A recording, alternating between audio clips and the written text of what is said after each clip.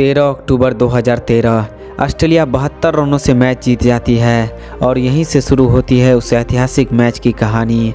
हर एक मैच में एक कहानी होती है और हर एक मैच का एक अलग रोमांच होता है, लेकिन उस मैच में टीम इंडिया का भविष्य छुपा था। सीरीज का पहला मैच हार चुकी टीम इंडिया अब अपने ही घर में अपना चेहरा छुपा रही थी। एक विदेशी टीम हमारे ही सरजमी पर हमें ललकार रही थी और कुछ ऐसे ही हालतों में खड़े होते हैं वह कप्तान और वे त्रिमूर्ति रनसवार।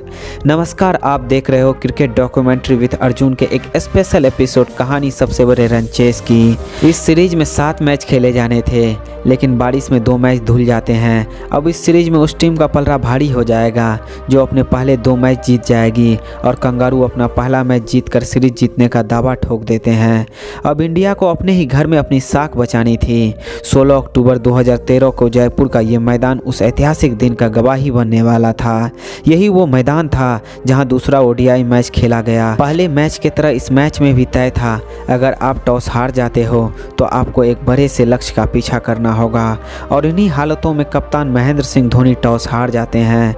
एक बार फिर से सवाल उठने वाला था उस कप्तान और उसके टीम कॉम्बिनेशन पर। कंगारुओं ने पहले बल्लेबाजी करने का निर्णय लिया और ये डिसीजन उनका लगभग सही भी था।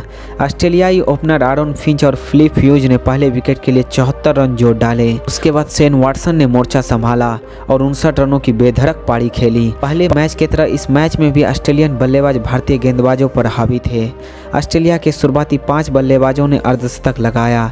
बेली ने 50 गेंदों में 92 रनों की पारी खेली तो मैक्सवेल ने 32 गेंदों में 53 रन बनाए। इस प्रकार इंडियन गेंदबाज कंगारुओं के सामने पानी मांग रहे थे। इन दोनों के विस्फोटक बल्लेबाजी के कारण ऑस्ट्रेलिया 50 ओवर में 359 रन बनाए। उस दिन ना तो भुवनेश्वर की स्विंग दिख रही थी, ना अश्विन की स्पिन, ना ही विनय में धार थी और ना ही ईशांत की बाउंसर। जो गेंद थामता था वही रन लुटाता था।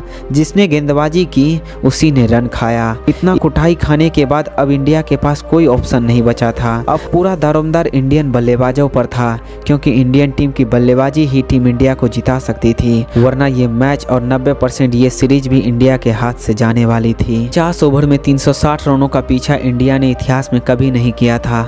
इस रिकॉर्ड को सुनकर कंगारुओं का सीना और भी चौड़ा था और इसी रिकॉर्ड को देखकर कंगारू क्रिकेट के मैदान में उछल रहे थे। लेकिन कंगारू भूल चुके थे इतिहास बदलने के लिए ही होता है। कंगारू मान चुके थे कि इंडिया इस लक्ष्य के लिए लड़ सकती है लेकिन जीत कभी नहीं सकती है।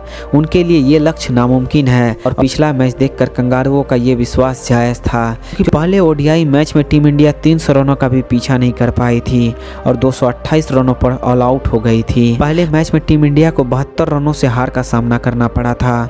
ये तो 360 रन है जो लगभग नामुमकिन है। बनाना भी उसके खिलाफ है जिसके पास जॉनसन, वाटसन, फॉकनर जैसे तेज गेंदबाज है।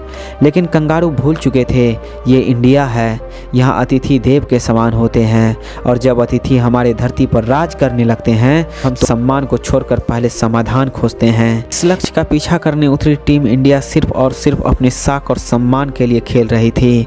रोहित और धवन ने पहले संभल कर शुरुआत की। पहले धवन ने अपनी धौंस दिखाई और रोहित ने अपना बेखौफ अंदाज। उस दिन उन दोनों के बल्लेबाजी को देखकर ऐसा लग रहा था कि आज क्रिकेट की धरती में एक नया इतिहास लिखा जाना है। क्रिकेट के अध्याय में एक नया पेज जुड़ने वाला था।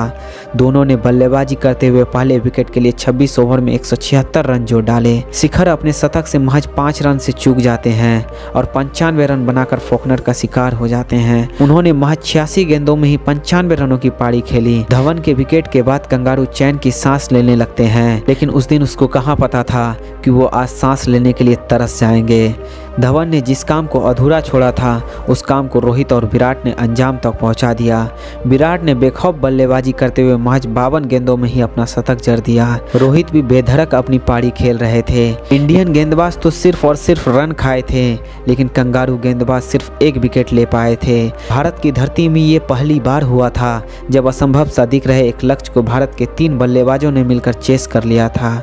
जिनके ख्वाबों ने पहले मैच को भारत के लिए ख्वाब बनाया था उन्हीं बल्लेबाजों ने दूसरे मैच को ख्वाब बना दिया था। ना तो उस दिन जॉनसन की रफ्तार काम आ रही थी और ना ही फॉकनर की होशियारी। एक असंभव से दिख रहे लक्ष्य को भारत के 3 बल्लेबाजों ने मिलकर चेस कर लिया था। एक असंभव सा दिख रहे लक्ष्य को इन दोनों बल्लेबाजों ने मिलकर अपने दम पर 43 ओवर 3 गेंद में ही चेस कर लिया था। विराट ने अपनी इस पारी के दौरान 8 चौके और 7 छक्के लगाए थे। वहीं Rohit Sharma 143 run not out बनाए थे। क्रिकेट के इतिहास में बहुत से रन चेस हुए थे, लेकिन टीम इंडिया ने 360 रनों के लक्ष्य को मात्र 43 ओवर 3 गेंदों में ही चेस करके विश्व रिकॉर्ड बना दिया था। वैसे दोस्तों, यदि आपको इसी प्रकार की डॉक्यूमेंट्री वीडियो चाहिए तो इस चैनल को सब्सक्राइब करके बेल आइकन जरूर दबा दें।